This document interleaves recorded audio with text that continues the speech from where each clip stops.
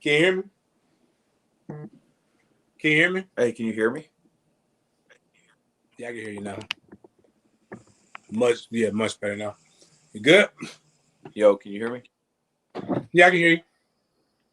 I can't hear you.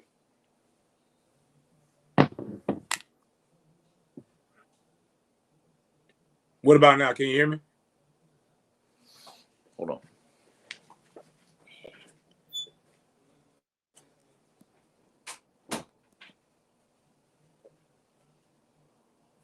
Get these people up, get the likes up, the eyes up, the views up.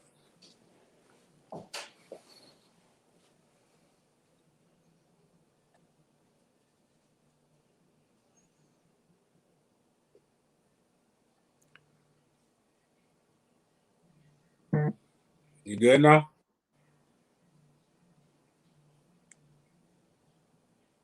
Say something again. You you good? You good? It's weird. Yeah, it's weird. You can go ahead. Okay. Now I can't really. It's like I can't really hear that well, but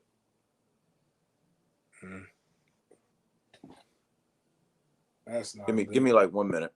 Okay. People starting to fill in anyway, so all right. Mic checks are good. What's going on, everybody? King David, what's going on, my guy? Chris, it's good. I can hear him. It's just kind of hard to do a show when neither one of us can hear each other. Isaac, shout out to you, bro. John, what up? What up? What up? Make sure y'all go like it. Just a mind, we got Texas in the house. What it do, baby? We gotta get you guys to like it, share it, try to get that energy up as much as we had last on the Monday show. I know it's Friday. Everybody's out here ABC and chilling. So we get it. We get it. You good, Tim? You good, Denny? I can kind of hear you. It's kind of weird, man. I don't know what the deal is.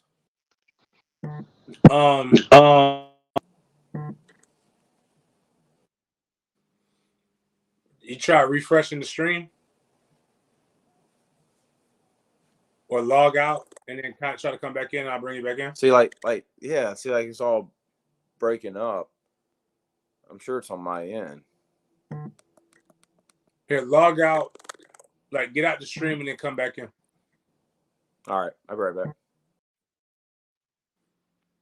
Shout out to Jaguars United. Thank you for letting me come on you guys' show yesterday, man. I mean, on Wednesday. That was dope. That was dope, man. Anyway, right now, guys, we're up to about 600, almost 630 subs on the YouTube. That's a big jump for this week. Make sure y'all please go, go subscribe on YouTube right now.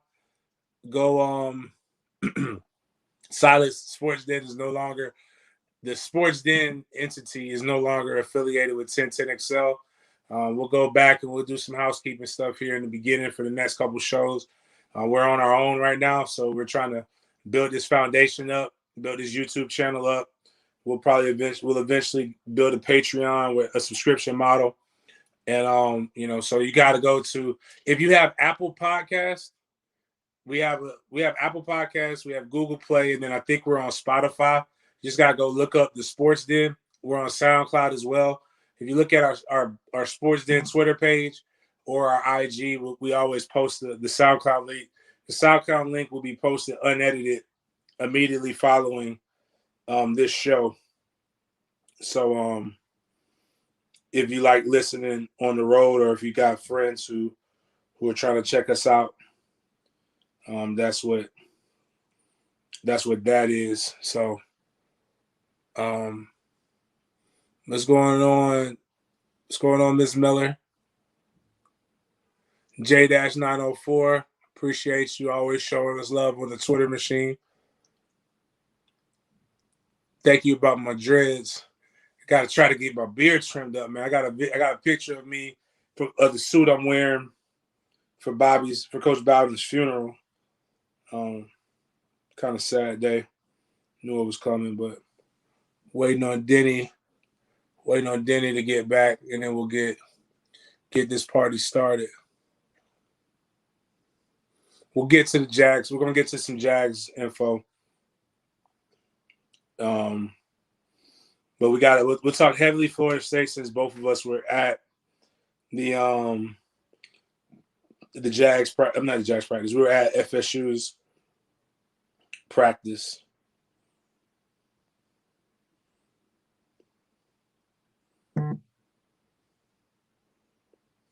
Okay.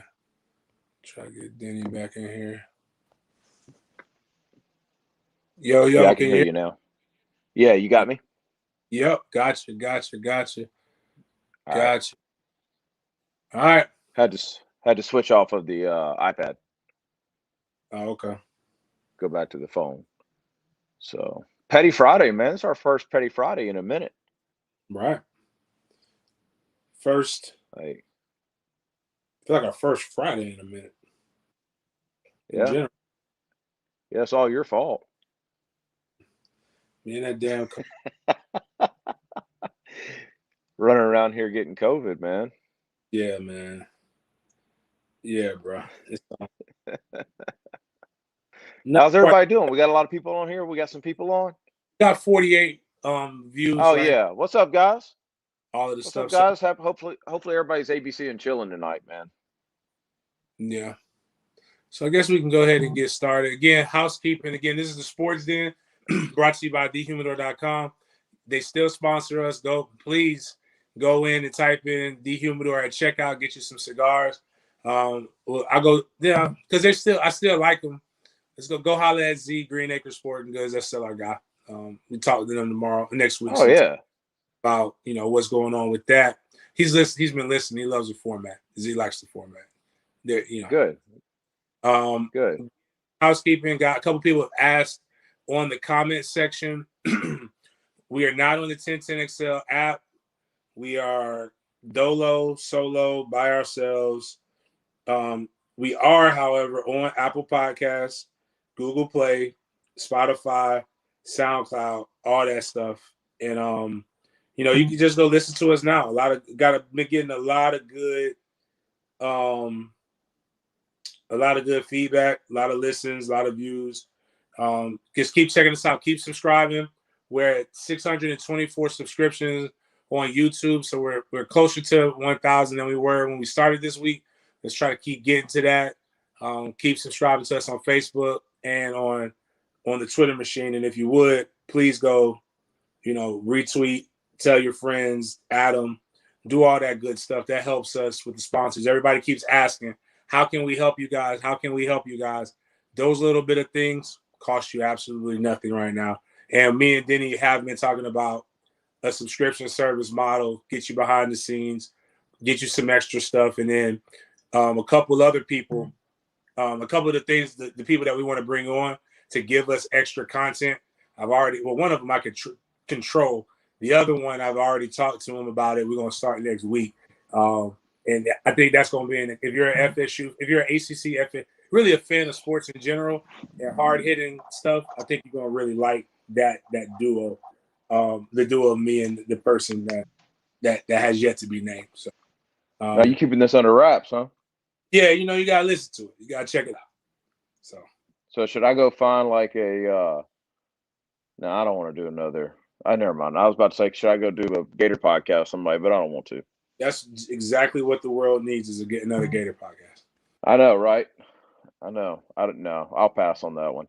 I got to tell y'all, man, I like this format. I like sneaking off into the bedroom here, not having to drive. Because even though it's only a 2-hour show at 10:10, it's like you got to leave an hour early. You don't get home until late. Like this is much more my speed right here, bro. So yeah. Hopefully everybody else likes it too. We got a lot to get into tonight too. Do we want to just dive in or? Let's just dive in, man. All right. First off, there's preseason football on right now, which is dope. Doesn't mean anything, but it's always good to have football in the background. The Fighting Mark Brunell's the Detroit Lions. Everybody that don't know, Mark Brunell's the quarterback coach for Detroit now. So they're on TV playing somebody. I don't even know who they're playing right now. But it's just good to have football in the background. Buffalo, that's who they're playing. And you and I got to get out and watch a little football earlier today. I've been at Jag practices for the last 3 weeks, I guess, 2 weeks, 3 weeks, I don't know, whatever it is. And so it's never a good idea to go from an NFL practice to a college practice um, and try to make like rash observations. You know what I mean?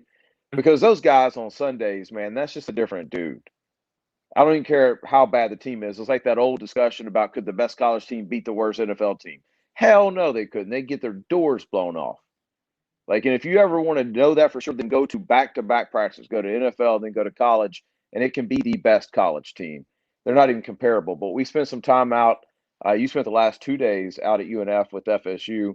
I spent today. I don't know how much of that we're supposed to talk about, but I guess we can speak in generalities, right? No. You see, you're taking the NFL mindset.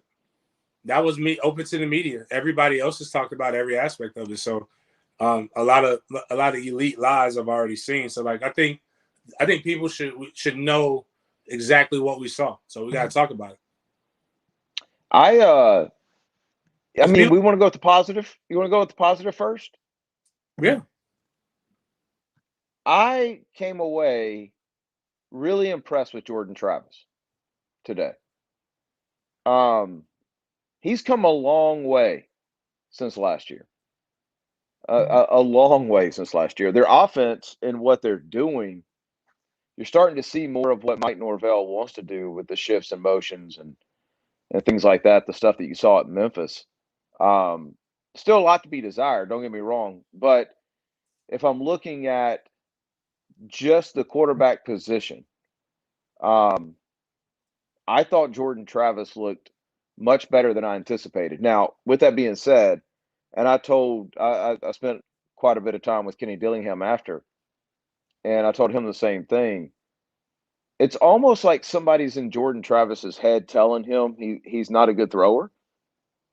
Because if he would just let it rip more, if he would just trust, because the one thing about that offense that everybody can see today is they're trying to isolate pretty simple reads, and I got more into that after practice, which I'm not going to share in here, but they're doing a good job on making the reads and the progressions fairly easy. And there were a couple of times where it was like, man, throw the ball.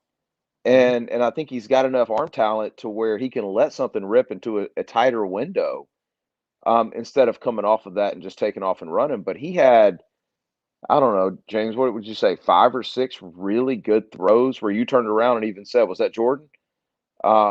Really good throws today. I think he has a chance to be a pretty dang good quarterback. I don't know about the people around him, but just speaking from the position, I came away from today really impressed with how far Jordan Travis has come since last season.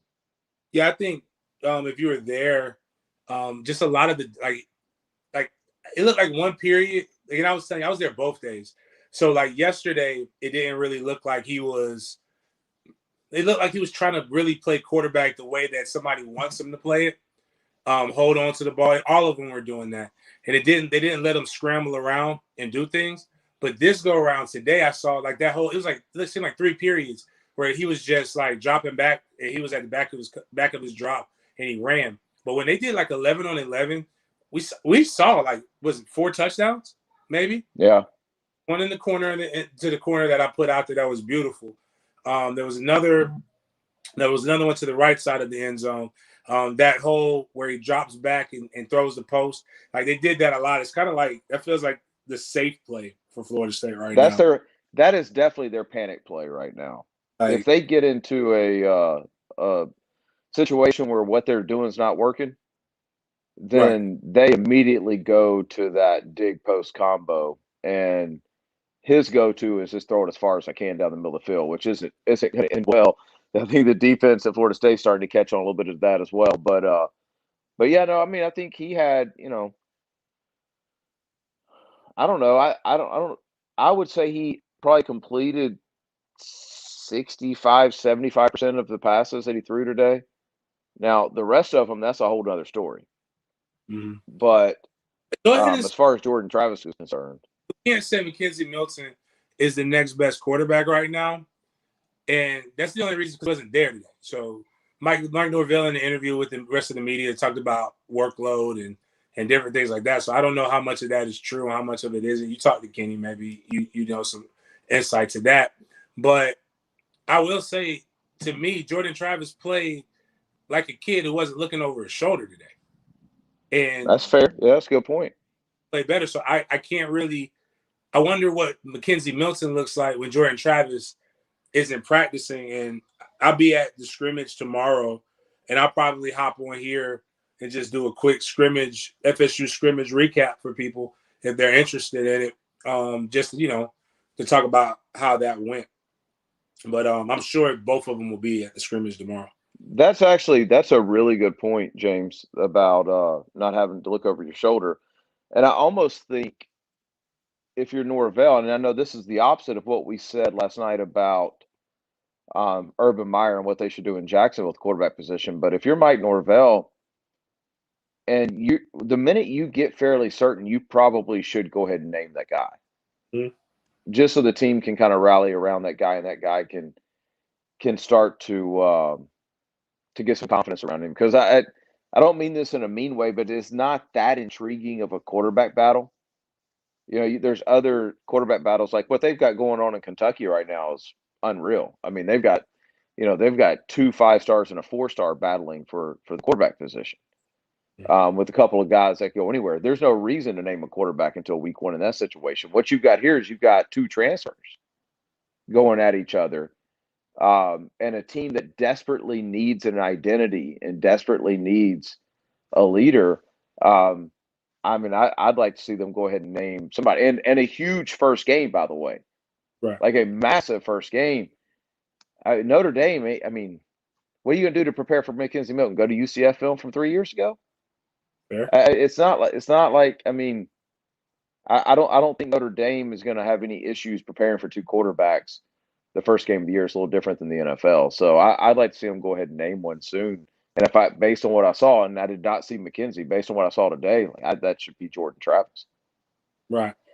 And based on what I saw the last 2 days, because McKenzie didn't look good yesterday, so I'm with Jordan Travis or the Trav Hyde as well right now. What did you see today that was good? Besides that, before we get to the bad, what did you see today that was good? I saw some semblance of a running game.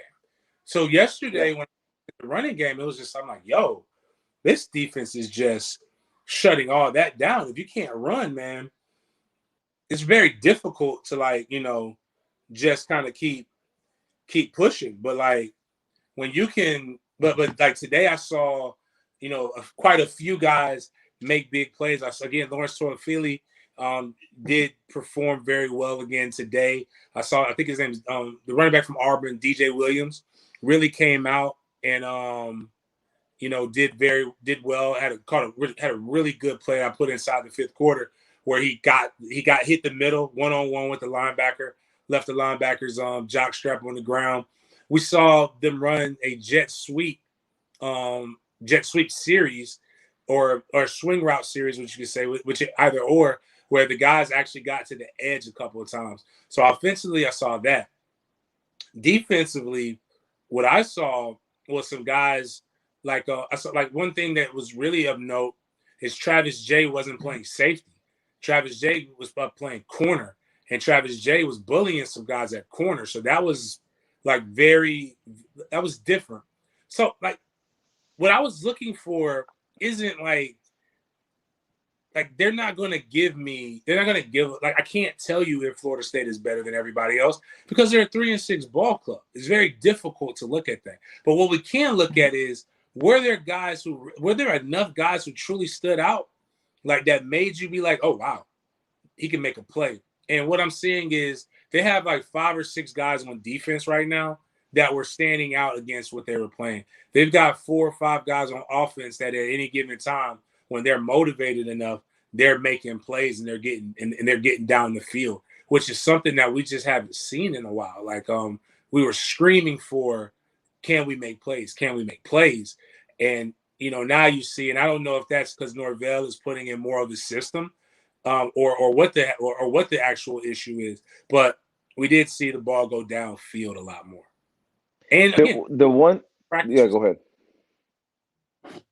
You said what? Practice was what? Practice was what? Practice was better than all I can judge for is what I've seen in the spring, and compared to what I saw in the spring, it was better than what it was in the spring. Especially given the circumstances, they have one field that isn't quite 100 yards. Right. That's tough to do with 90-something guys, all out of town. So I agree with you on that. The one thing, there's a couple of bad things, but before we get to that, the one thing that I think Florida State desperately needs, and I know there were a couple guys out, so maybe they've already got this, but the way Mike Norvell and Kenny Dillingham like to run the offense is they eventually will get to trips a lot. And when you do that, you've got to have that receiver on the other side, the single receiver. He's got to be a dude. He's got to be a guy that you play off the safety. And if that safety cheats to the trip side, it's automatic. Like that guy is 101 and he is going to rip somebody a new one. And it doesn't look like they have that guy. Like it's a little inconsistent right now, because if you don't have that guy, then that safety moves over to the trips and any type of formational advantage that you had to start the play is gone. And so I think the quickest way for their offense to improve based on the personnel that they have, they're not getting any new personnel, would be for somebody to step up and play that role. And that would make that life that much easier for Jordan Travis as well. I'm going to say it again. I've said it a million times, man. They're small. God, they're small. God, my son crushed my spirit walking onto the field, man. It was so funny. It was so honest. And he was just like, Dad, because I took my son to the football practice because I don't believe in school. Like, and my son hates school. So, if we're going to catch COVID, why not catch it at a football practice? At least have fun. But he asked me when we were walking up, and he was looking around. He's like, Dad, is this a high school team or is this a college team? Well, get your ass back in the car. Even an 8-year-old notices that. And it's when people say it's just it doesn't mean everybody's like 175 pounds. It's guys that truly do look like they belong on a college campus. There are some massive individuals. Yeah. There are also some guys that you hope hit the transfer portal next year. And man, there's like 40 of those, James. Yeah, well, most of there's probably a lot of walk-ons out there, and they said that. But yeah, it's a lot. It's still some guys that they need to move on from and get on because, and that's not just me. And a lot of fans get offended by that, and I don't think you know why you're offended. Outside of now, I at least still know what it looks like or what it feels like to be a large mammal, right? And there are guys like Todd Fordham who played in the NFL for years, played at Florida State during the dynasty era. There are guys like Leon Fowler, who was a safety. He was, he still looks like these guys are older now, like in their 50s. I hope. I don't want to offend any of you guys. You're older than me. I know that. And they still look like ball players. Like they got right. Again, like I was saying, it's in the shoulders, man. It's really not. Frame. Yep. It's really not like again.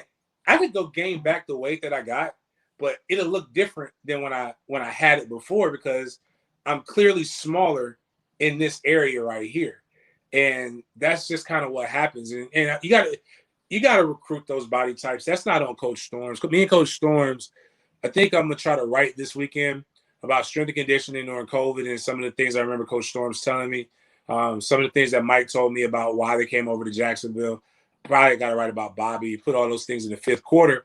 But it's just, you got to recruit, what was the tag say? Mutants and badasses. And he didn't do, it don't look like he did that much of that.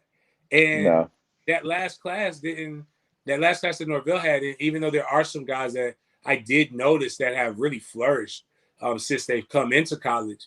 They weren't all day one contributors. So like you gotta get to that point. Yeah, that's the biggest thing that popped out to me as a negative today. I mean, they're not deep. It didn't look like it anywhere. Mm-hmm. You would know better than I do, and you know who was out of practice, but it looked like on the surface that just about every single position, if one goes down, there's a significant drop off between one and two. Um, so that's a little bit of an issue. But I, all in all, I think from it was hot as hell, and from an energy standpoint, and from the fact that you were your second night out of town, and somewhat of a bonding trip and a different thing, and not in the UNF. That's a nice field and that's a nice campus, but it's not what they're used to. Right. The tempo of the practice was good, and the content of the practice was good. And the first thing I said to you was, okay, this looks like the Mike Norvell stuff that I saw at Memphis, that I was Mm-hmm. a big fan of. You didn't see any of that last year, none of that. A lot of competition periods, which I love, and I think a team coming off of that season needs to have. Defense won most of them, but a lot of competition periods. They started the practice off with competition periods. So I mean, all in all, man, I'm a Norvell guy. I like Mike Norvell. I've liked Mike Norvell since he was at Memphis. Kenny and I have a good relationship now that he's away from Auburn. And just good dude, and Tony and that whole quarterback staff, they're doing, I think, really good work. One last thing, without McKenzie there, I could make the argument, and this is not good towards Mike Norvell. I could make the argument their second best quarterback today was the walk-on. Facts. Number 15, right? Like, yeah. He's the board other than Travis, if I remember correctly. I mean, Purdy and Rodemaker, they ain't it, man. They ain't it. I mean, I think you got to sign two again this year. I mean, I just don't see those guys. I don't see those guys. I mean, Purdy's better. He's better than what he was. He's a little bigger than what he was. But man, I've seen enough of these big time Division I guys that when you see them, you know them. Mm-hmm. They ain't it. That's again, not it. One of the things that I always tell people, how you help an offensive line that's maligned and isn't really like there yet, is by getting rid of the ball quick. And you could speak to this better than I can. But one of the things, like when you think about Tom Brady, and again, not saying we have that, but even Trevor Lawrence in college, like into their drops, they know where they're going with the ball. And if they don't, then like I said, like our savior pet play, into the drop, climb the pocket, chunk that bitch across the middle. That's really what ends up happening. Jordan Travis at least has the comfortableness to be able to do that. Chuba Purdy and the other quarterbacks really, really don't. And there was and what was notable was the misses. Like at the back of the drop, there was I think it was a play where there was a drag that came right across our face. Guys right there, you got to hit that. He's over there scrambling and seeing ghosts. And the unfortunate part, you're going to get hit playing that position when you're in but there's 10 offensive lines in the NCAA, and I may be even stretching saying 10, where you just know 90% of the time the quarterback's going to be able to be comfortable. Outside of that, and I'm talking about good teams that we think that are good, that should make a run, the quarterback's going to get hit until you beat them. You have to like treat football like boxing. It's a 12-round thing. Like you gotta keep hitting them with that jab. Every time they come in, and they may touch your body, but you got to smack their head back with the jab. And if you're not doing that with the passing game, 1, 2, 3, boom, get out of it. 1, 2, 3, boom, get out of it. You're making your offensive line have to work harder. So when you actually have to have a big play, your quarterback's going to get sacked when that defensive end is in a rhythm and can pin his ears back and go get him. And to stay on your boxing analogy, when he leaves himself open and gives you a chance to knock him out, you got to. And there was a seam towards the end of practice today that I don't remember which one it was. I don't know if it was Purdy or Rodemaker. It was one of them. Blown coverage. And it was like he was looking at it, but he wouldn't pull the trigger on it. And it's just like, man, I mean, I don't know what else you want. That was your pre-snap read. They were in a single high safety, like safety rolled the other side. Like, that's it right there. Take it. That's what you want. And they didn't take it. And that would have been an easy 6. So yeah, I mean, if they win, I told you this today. If they win 7 games and you added to this, if they keep this recruiting class, then you extend and give a raise to Mike Norvell. I understand the thought of, hey, he's been there, he's turned the roster over, the roster should be better. But if he can win 7 games with what he has right now, then he's your guy long term. Oh, well, I think they win 7 games. Yeah, I'm in agreement. Especially 7 regular season games. I was on, I think it was on 36 Degrees where I talked about this. So, no, I was on 1010. I actually went on Joe C's. I went on a lunch bunch. So there's 12 games, regular season games. I'll concede 5 already. Like they're 5, at least say there are 5 that are going to be, that right now really look insurmountable. Like I don't think we'll win those games. You got to play the games. Anything can happen. But those are Clemson, North Carolina, Miami, Florida. Who am I forgetting? Notre Dame. Doesn't mean you can't win those. It just means those are tough. Now, there's only really one that I got to X out. I don't like, if you put $1 on that game and Florida State wins, you should win $10,000. And that's Clemson. Florida, you probably shouldn't win, but I don't know what could happen at the end of the season. Kids are weird. Florida could tank. Florida could be really, really good. Who knows? I don't know enough about them right now. You beat North Carolina last year with 2 NFL running backs. They still have their wide receivers that are dynamic, that are coming back. They obviously have Sam Howell, one of the best quarterbacks in the nation. But you beat them before, so there is a confidence, at least, in that. Like, I don't think you will, but you have a confidence that we beat them before. Miami, you have a confidence. And then Notre Dame lost a lot, so we don't really know. But those other 7 games, even though Boston College is on there and they have a quarterback that's draftable and they have a good running back, and they have an NFL-level coach, North Carolina State has Dave Doeren, who I believe is a good coach outside of the last couple of years. He should have left 3 years ago. I'm trying to think who else. Louisville, Louisville. You never know what Louisville is. Yeah, you have no idea. I don't believe you're going to be blown out by them this time.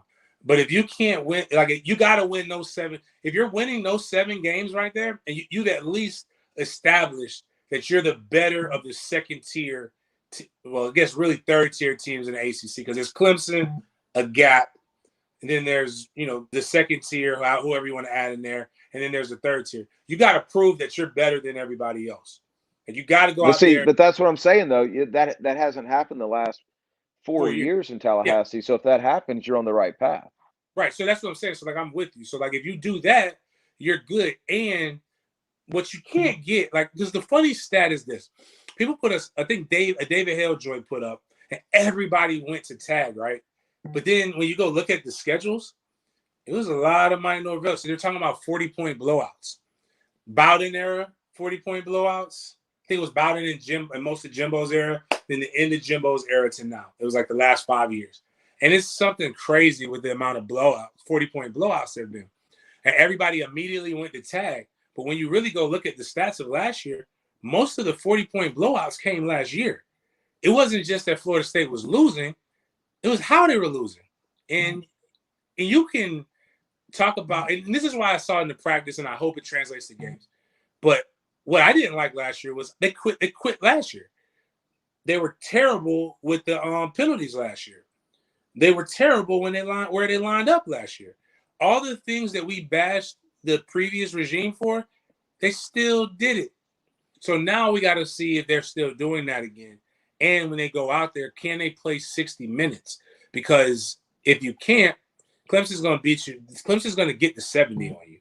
If I'm Dan Mullen, I got to do something to stop, because this recruiting is weird to me. Like, you shouldn't be out recruiting me. So I have to beat you by 70 on the field. If I'm Miami, I gotta beat you by 70 on the field. That's like to me. I mean, does that make any sense? Because Yeah, no. we're winning battles. I'm with you. I'm with you on all this. I just, and we'll move on from Florida State. But I will say this about today: the music was dope. Yeah, All the music y'all got on the tag about still being played, bro. Still being played, and it's, to be honest with you, it makes like if here's what I'd say about music. If music distracts you, what the hell do you think 85,000 loud people in like again, it just, what my problem was like the things that people were crying and complaining about were just like man, like I just like stop it. Well, I'll say this. I've gone to a lot of schools. The only school that I've gone to that wasn't pumping music through literally every room was Georgia. Georgia had a very, professional feel, but Florida, all of them, like when you walk into the training room, there's loud music. When you walk into the locker room, there's loud music. When you walk into the meeting rooms before they get started, there's music. There's music. It's just, it's an energy that they're all trying to create. Like that's all it is. I'll say this. I have no idea. I'm better today. I don't think today was as hot as it was yesterday. That's one thing. I have no idea how Coach Norvell has that much energy the entire practice. Like he is like everywhere. He is everywhere. He's chewing cats out. He's getting in faces and like, I'm telling you, man, he reminds me so much of Kirby Smart. It's crazy. Yeah. So I mean, all in all, again, it's a big, we gotta see, man. Like, but I felt good. Like it felt good to bring like my son had a good time. Well, he would have had no, it was good stuff. He would have a good time anywhere. Like, he doesn't like school. So and his school is great. Well, props to UNF too. Everything that I heard was great about their time at UNF, so that's good stuff. But the NFL preseason's on us. The Jags play tomorrow night. I will not be there. I'm actually heading to Indianapolis tomorrow. I will. Oh my God! The pay is good in Indy, bro. Huh? That's the pay is really good in Indy. I ain't mad at it. Yeah, so I will be at the Colts game on Sunday, but I'm going to use Petty Friday just to kind of further vent about something that I've vented a couple of times about. But like I'm blown away by the media's what's the word I'm looking for? Anger about this Gardner Minshew, Trevor Lawrence situation. And how Urban is saying that he's not going to name a starter. Like, what is the big freaking deal? Why do y'all care so much?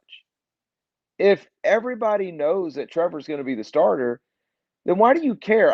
I made this point on Rick Ballou's show last night, James. Just sit back and think about something for a second with me. If you're the Houston Texans, we're going to get to this in a second. You got a bunch of crap going on right now, right? So now all of a sudden you're looking at your week one opponent who has an entirely new coaching staff, has an offensive coordinator and a quarterback coach who came from different places, has a rookie phenom quarterback, and then he's in a quarterback battle, allegedly, air quotes, with a quarterback that the only film you can get from is him running a system the last 2 years with neither one of those coaches here, and last year with an OC that had melded in before he even called the first play. Do you know how much film you're going to have to watch if you want to put together any type of game plan for all of that? Like, I mean, you're digging up Trevor Lawrence film from college to figure his strengths and weaknesses. You're bringing up Bevel film from wherever. You're bringing up Schottenheimer film from wherever. You're bringing up Urban Meyer film from whatever. And who knows what you're going to get, with Gardner, because he only played 4 or 5 games last year. So you're going to go back to his rookie year when he played a little bit better. I mean, I wouldn't name a starter either. In the NFL, if you can make a team who has to in the same week cut down to 55 from 90 or whatever it is that they got to be at. So they've got to cut down, and they've got a new staff, and they've got 3 days to legit prepare for you with their 53. man, come on. Why would you name a starter? And I just don't think people are thinking about it like this. It's not that big of a deal. These guys, they're getting plenty of reps. I could make a legitimate argument that what both of them are doing is saving the arm of the other one. Hmm? So why the hell? Why do y'all want a starter name so bad before the week 1 preseason game? Is it because it's at home? Is it because I just don't get it. And what does it matter? Like, you're going to need to see, like, Trevor's going to need to get reps anyway. Gardner, maybe, but not so much. You're going to want, like, these guys to really, like, push it more. Like, you got to see your rookies. So even if you named Trevor the starter, you're still going to play him more than what you do. And then that's going to be the next argument. Why are you playing our starting quarterback so much? So, I mean, it's just it to me, it's like misguided outrage from the media. And we are free to be critical of anything that we want to be critical about. Like there's, a number of things that if you want to talk about the tight end room and be critical of them not bringing another tight end in, then cool. If you want to be critical about them giving Tebow a chance, cool. That's all stuff that matters now. Like that's all reps being taken now. I don't know. This ain't it. Like, I mean, we've been at all the practices. We know who's going to be the starter week 1. We already know that. They already know that. Like Gardner's fighting his ass off, and when you get a chance to create competition with a generational quarterback, then why wouldn't you step on it a little bit if you're Urban Meyer? I think, Herbs, if you're listening, and I know you're an avid SportsDen listener, even though you put your coach's show on that you haven't been on yet, and that's what knocked us off. But anyway, I know you're an avid listener. I ain't mad at you, Herbs. You keep doing it, man. You don't name a starter till y'all get off the plane in Houston.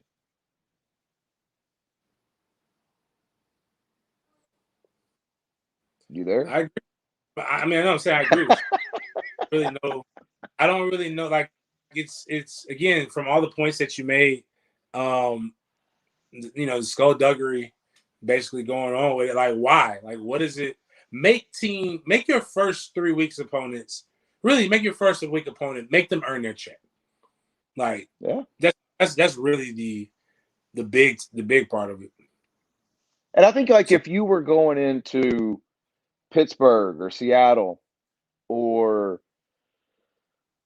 Tampa Bay, who brings back an entire defense, or you were going to an established team that they're going to play what they play. So I mean, they're not going to need to really.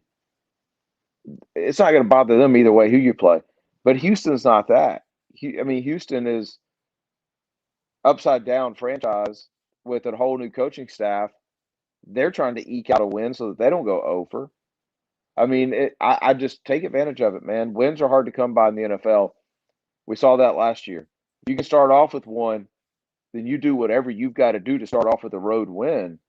I think it's being played well. Speaking of Houston, I'm going to get to a little mini hate o'clock here, and I'm going to stay on the media. I don't like what the media is doing with Deshaun Watson right now. Yeah, that's I don't.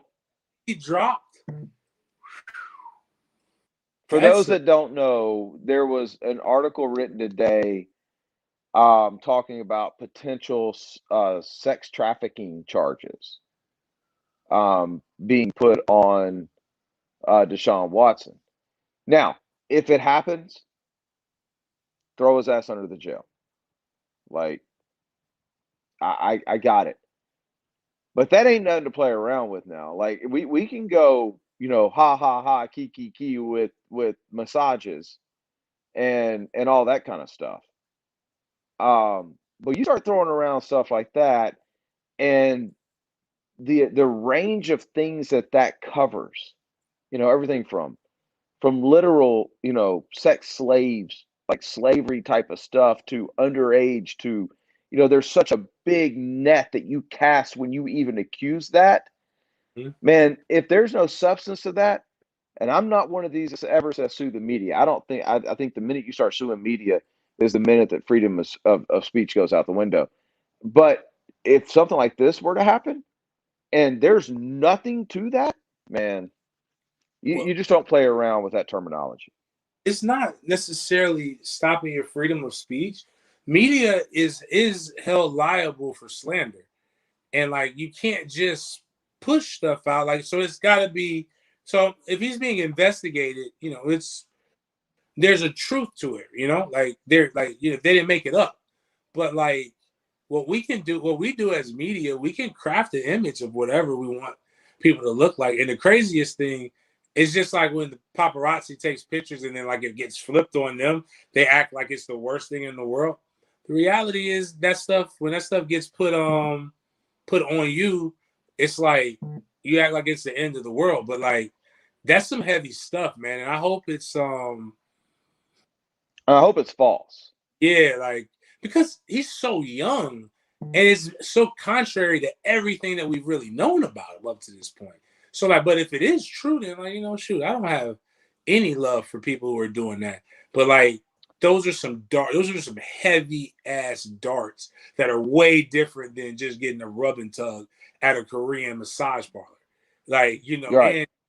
and the difference between us and everybody, we've had an accuser's lawyer on who's literally said, like, if this is all they have on him, the most they have is improper contact because they all invited him in, and they all. An indecent exposure, I think she said too.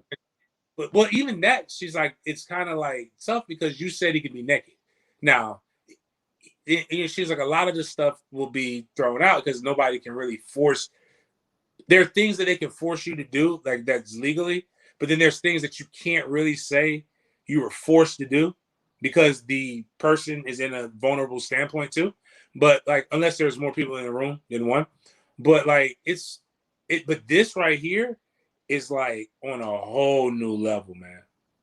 Well, I read something that said if he flew somebody from, I don't know if he did this or not. I think it may have just been somebody giving an example. If he flew somebody from Atlanta and then paid for an Uber for them to get to him, and then they filed a complaint, that's technically he was trafficking sex, like by flying them in from It's Atlanta. And that's word so. I mean, that I guess there's different yeah, levels, but that's my point. Like none of us go to that level when we hear that. but it's like what I talked about in the on our last. I think it was one of our last sports did. Like when you write certain stuff, you know the reaction that you're gonna get when you Oh put it. yeah, So like I don't like when people act like, oh, that's not what I meant. No, you like when you put that, you know how we're gonna all respond. yeah, yeah. One other thing, let's get to. They're kind of popping to me. And I got back up on this, James. Mia can back me up on this. We were at the Jaguar practice yesterday morning, and Mia and I were talking, and the subject of the Jaguars tight ends came up. Okay. And if you guys were at the scrimmage on Sunday, you saw the tight ends getting used a lot. And our boy O'Shaughnessy flexing now. I mean, just flexing on people. Hennessy, my God. Uh, so that topic came up, and I made the observation yesterday morning. I said, "Listen, I like the tight ends. They're what I would consider friends of mine. Like I've literally spent the entire offseason with all of them, with the exception of Timothy Tebow. Um, so this isn't a knock on them. But what I would suggest is if Trevor Lawrence and Gardner Minshew and C.J. Beathard and Jake Luton are getting up to the line of scrimmage and they're looking and they're going, my best matchup is that tight end right there. I would suggest that perhaps Jacksonville has a linebacker problem and that the tight ends are not just four all pros. Mm. And so I brought this up at practice yesterday morning. Lo and behold, we get the news last night that Joe Schobert has been traded to Pittsburgh for basically some Skittles. And it hit me that Urban Meyer, I'm going to back up what I said on Wednesday, don't give a damn what Dave Caldwell paid for anybody, when he drafted anybody. If you ain't fast or you're not a dog, you're not welcome here, and they don't even care what they get for you. Like, they got a sixth rounder, James, Mm. a sixth rounder for a guy that was like a big signing 2 years ago in free agency. A sixth rounder. He was the That's what guy they gave him up for. we were taught. Everybody was trying to push on me and say like he's great, he's this. he's the next pause, which I told him, like, I'm the wrong person to tell somebody that this is the next pause because I don't like pause. And I was actually talking about him on man, I don't want to say the wrong podcast, but what's my guy? I'm gonna go look it up, make sure I say it the right way, because I went on a podcast right after our Wednesday show. We got to go do it together. With UCF Jaguar, they've got like Okay, I'm in. they've got the biggest Jaguar podcast, Jaguars United, United podcast. I believe that's what it is. But they got the largest Jaguars YouTube. We got to go in there, chop it up. But we were talking about just Schobert and the 3-4 defense and just how does it fit. And I'm like, man, I was really trying to search for positive things to say, like because what Schobert is, he's just a downhill runner. I mean, downhill linebacker, and it's kind of what he does. And I remember they paid him $10 million, right? Wasn't that or something? It was a lot. They paid him a lot. But it was still one of those things where I'm just like, yeah.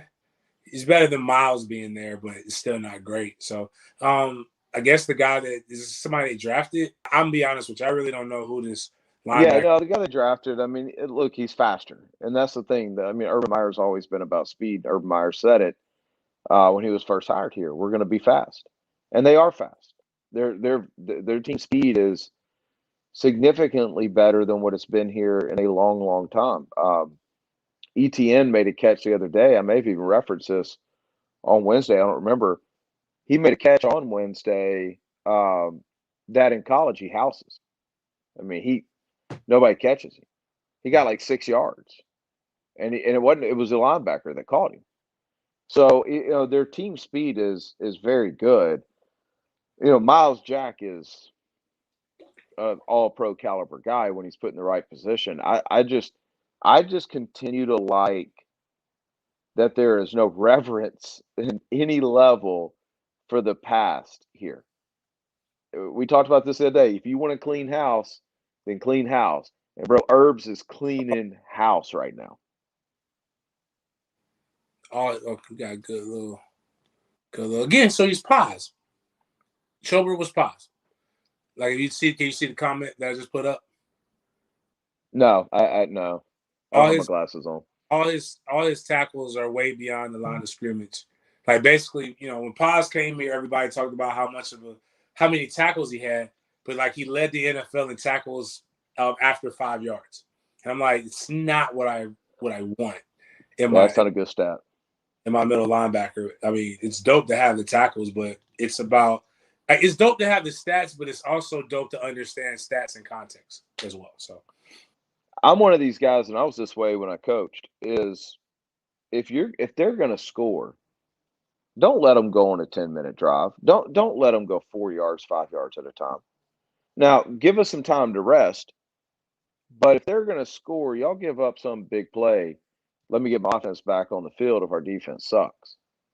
And that's what fast defenses are, man. Fast defenses, you can trick them and you can hit a big play. You can get them running one way and go the other. They can recover, but they also can cause a ton of hell. So I think, what Herbs is looking at is if, there's no reason to lose games here in Jacksonville anymore. We got the savior. We got to win games. How do we win games now? With speed, right? So let's go get it. They got to get their guys in on defense, and yeah, I mean, it's a way to win. But you do raise a very good point about Urban Meyer though. Is, man, I don't care who you are. I'm telling you, waiting on it. It's gonna be epic. It's gonna be at the stadium. It's gonna be at the top of it, and they're gonna call Tebow up there, and it's gonna be like it's 53 and 54, and it's either Herbs is gonna like make them battle like to the death or something like that, or like actually no, because that's illegal. So they're gonna have like a little thing in the pool, and it's gonna be like a little jousting, and whoever gets knocked in the pool loses their roster spot.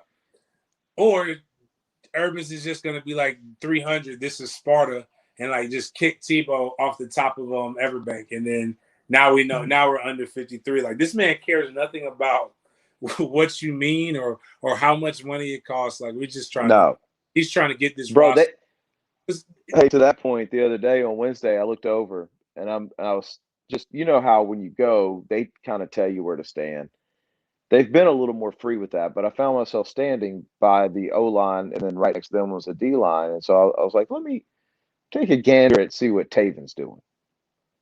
Taven was, and I think he still may be on the COVID list. I don't know, but he was out there and he was in full pads. He was about 30 yards away, um, like pacing the field with a coach. And the reason why I say pacing is it wasn't a walk. I don't want to make him sound lazy, but it wasn't conditioning either. So I don't know what they were actually doing. And so I thought, okay, well, maybe they're just trying to get him back in shape, maybe some COVID protocol things. So I kind of occasionally I would look and see where's Taven. And bro, it's a game. It's like I couldn't find him 90% of the time. And every time I found him, he was with this one coach and they were 30, 40, 50 yards away from everybody else, man. I don't know why Taven's still here. So Taven is officially starting at ass back. Get your ass back.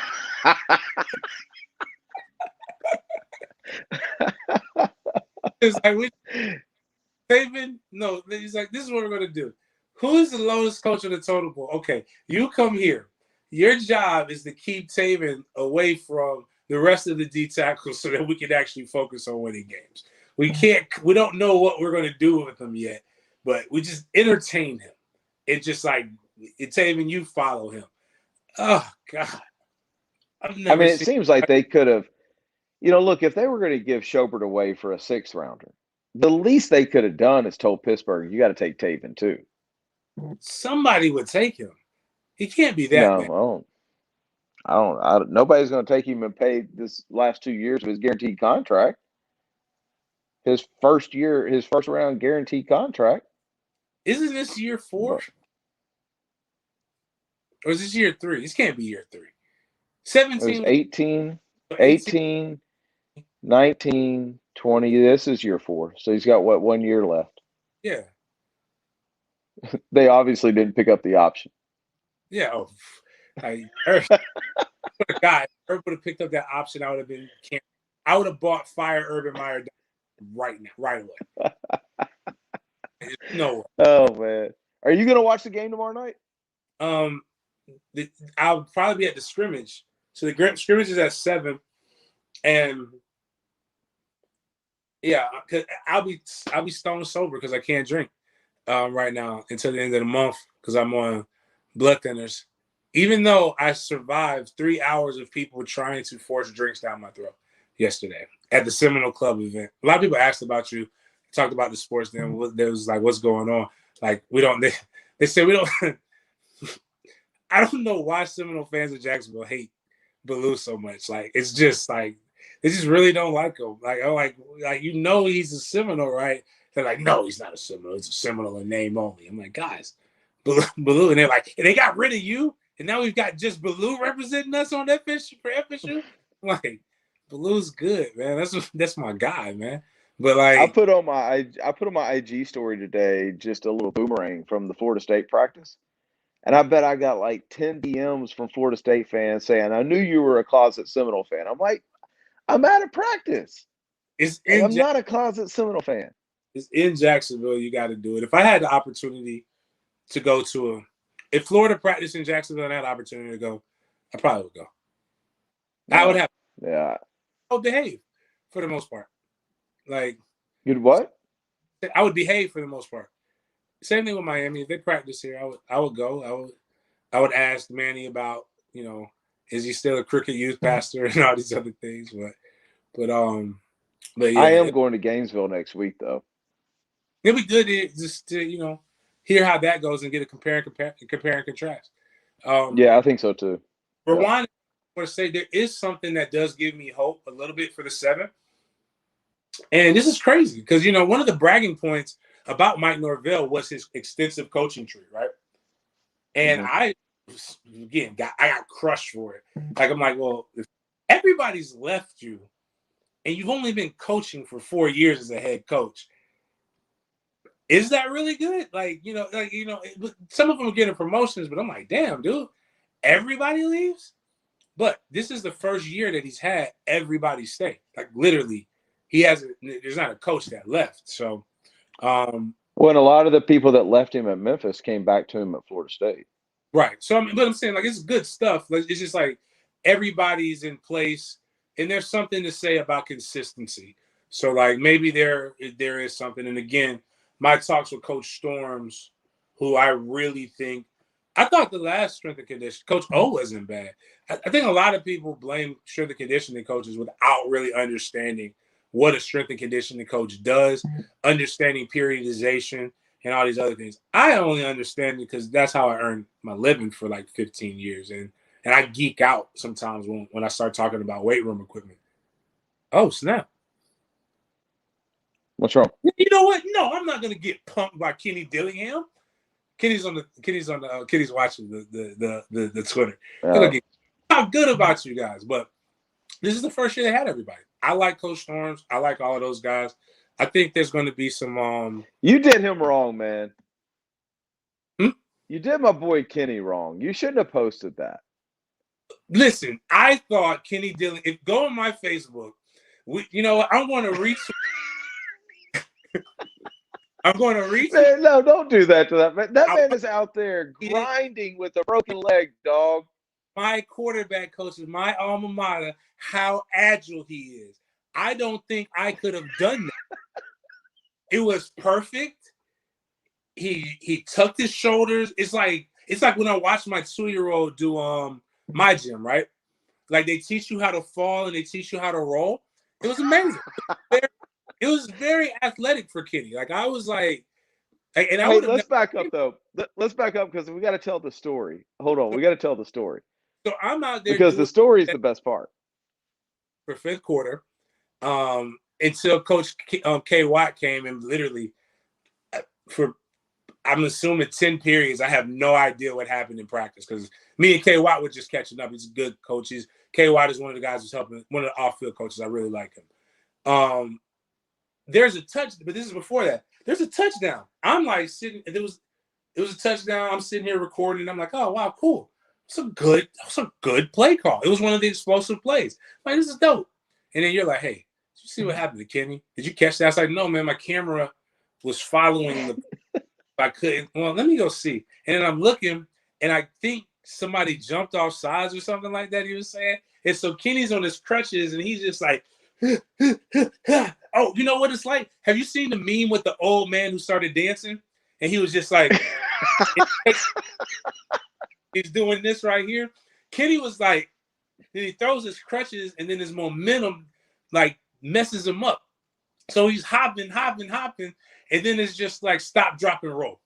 And then he's just, and it was a perfect roll. So, I mean, but you know what? No, this is why I like them and why I need them to win. Because I want them to show this to everybody. I like them because they're all so personal.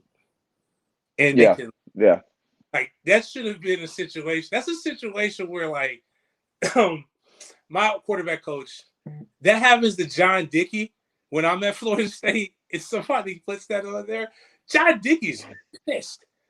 Kenny's like, yeah, he's explaining. He's like, you didn't put that. He's like, you know what? Whatever. I don't care if people troll. I was like, you know what? It's funny, dog. Like, you know, I like Duke Atkins smoke cigars. I would love this. I can't smoke right now, but you know, I gotta bring him something tomorrow when I come for the funeral. But like, you know, it's business, man. The guys got thick skin, man. And for him to even hop on it, it's just funny, like the timing when he hopped on. So the reason why people think I'm a closet FSU fan, I think it's because, was it probably January, February? I started to say, I was like, I really like the way they're recruiting, not the results, because they hadn't had them there. But I started to see things like, you know, legitimate relationship building that was going on. And it's the only reason why I bring that up, James, is it's to the point you're making. Like, it's almost like that staff has been put together with that as the centerpiece of Mike Norvell is you have to be a relationship type recruiter to be on that staff. And I think that translates into everything. I mean, I've got, a lot of what I would say good relationships in the college game. Um, but I really enjoy spending time in Tallahassee. Like I legit enjoy spending time around that staff. And I can't say that about a lot of staffs, man. And there's certain people on teams that I like that I've told you I can't say that about. Right. So I just, I'm with you, man. I mean, I'm a Florida fan, but I hope Florida State wins because I like to see good guys do well. And not to say that Willie wasn't a good guy because what little time I spent with him, he seemed like a good guy. But it seems like this staff is full of good dudes, man. And so I like to see that actually prevail sometimes. Yeah.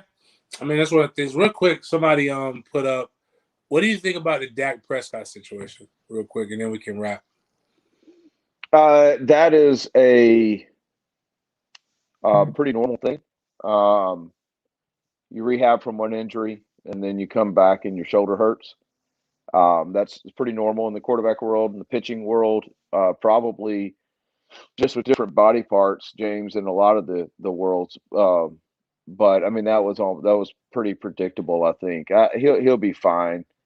I think they overpaid him, but we won't be saying that 3 years from now when he's the 10th highest paid quarterback in the league because of what the cap's about to do. So, a lot of these quarterback numbers, if you talk to NFL guys, they'll tell you that Pat Mahomes just signed a Scottie Pippen deal. Mm-hmm. I mean, we look at it and we see the 450 million, but they look at it and they're going, man, this dude could be making 70 a year in 3 years. So I think that'll he's overpaid now, but he won't be for long. But the injuries, that's not a big deal. I mean that happens when you rehab a leg or an ankle the way he had to. If you don't rehab the right way on the other parts of your body, if you don't spend as much time on that, you're going to hurt them when you come back, and that's all that happened. I mean, there it is, man. 3 shows. After doing nothing. So appreciate the love, guys. Please go to the YouTube channel, subscribe, get us up to 1,000. That should be the goal. Hopefully, be 1,000 by the end of the month. That way, we can get to one. It just helps us with the algorithm. We'll be able to do a super chat. So if people want to donate money, want to do different things with that, please do that. We got to get Doc Swanson on in some capacity. People keep asking. Yeah, we will. I talked to him earlier this week. We will. But we'll get Southeast involved. Give us a chance. The show is going to evolve. The show will become exactly what it was with 1010, but better. And especially as we get to the subscription model, the things that we want to work out, just give us some time. You'll also see a shift from. There probably will be days when we have to do it like this, which actually probably make it better because now you can travel during the week and we can still do the show. Yeah. But we'll have our show at the Honeycomb Hideout, or we'll come up with some kind of name for it or whatever, and it'll be dope. I actually went over there the other day, just yesterday, just to talk to Scott, and there's some really cool things happening over there for us to be able to. It's just really, I guess it's all just really good timing. So continue to check. Continue to go like the stuff. And again, if you really liked us as much as y'all were saying when we were on the hiatus, please continue your comments, tag people into it so that they can accidentally see what the hell it is going on. Share it, tell your friends. All it, just the simple things that are free that we're asking you guys to do go a long way. And let's get this back to. I mean, I like the 70, 80 look that we've had the last 2 days, but man, that 100 something, like I think we got to like 130. Like that was dope as hell on that first day. So I ain't got nothing else. You got anything? No, man. I'll be traveling back Monday night. I don't think I'll land until I think 9:30 or 10. But we'll talk about that. Yeah, we can talk. So we'll be on next week. We'll make sure we tweet you guys. Remember, please go to thehumidor.com. Type in sportsden at checkout for 20% off. Free shipping, I think. Blake is our free shipping guy, so he'd have to go buy. Blake, we need you to go buy something so that we can know if free shipping is still involved. If not, 20% off is still a really, really good number. You're not getting that for Cigars International or anywhere else. Buy a cigar, smoke it for me right now in remembrance of me. And also still go ABC and chill. So with that, good night. Thank you guys.